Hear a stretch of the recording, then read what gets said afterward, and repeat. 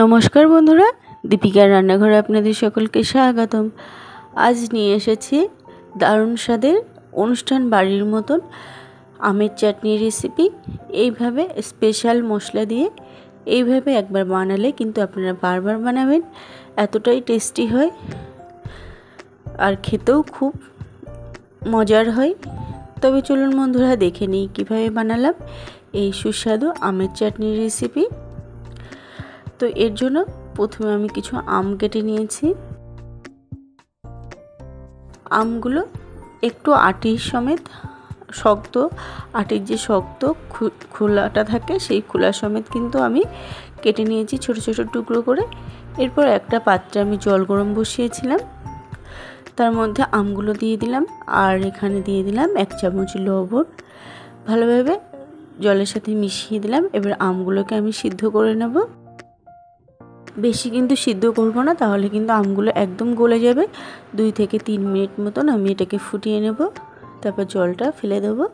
এতে আমের টক ভাবটাও কিন্তু অনেকটা কেটে যায়।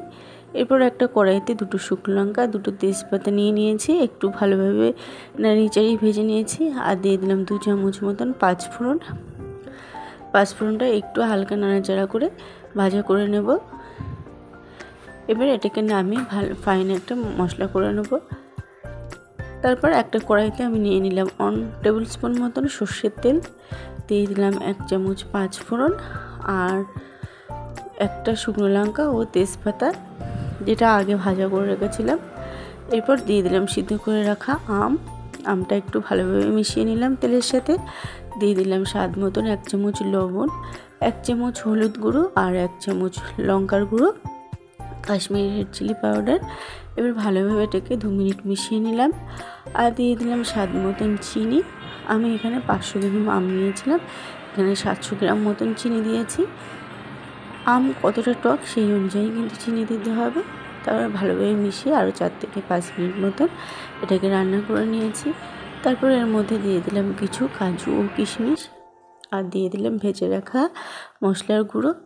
এবার ভালোভাবে এটাকে মিক্স করে নেব আর একটু লো টু মিডিয়াম ফ্লেমে এটাকে আর একটু মজিয়ে নেব, যাতে ঝোলটা আর একটু মজে যায় আর চাটনিটা একটু থকথকে ব্যাপার চলে আসে। তো চাটনিটা কিন্তু একদম রেডি হয়ে গেছে।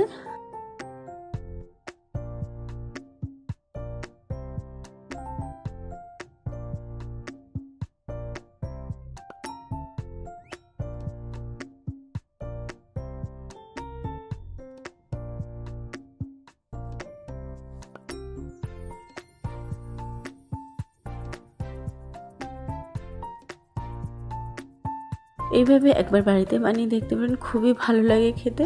আর বাড়িতে বানালে অবশ্যই কমেন্ট বক্সে জানাবেন আপনাদের খেয়ে কেমন লাগলো অবশ্যই কমেন্ট করে জানাবেন।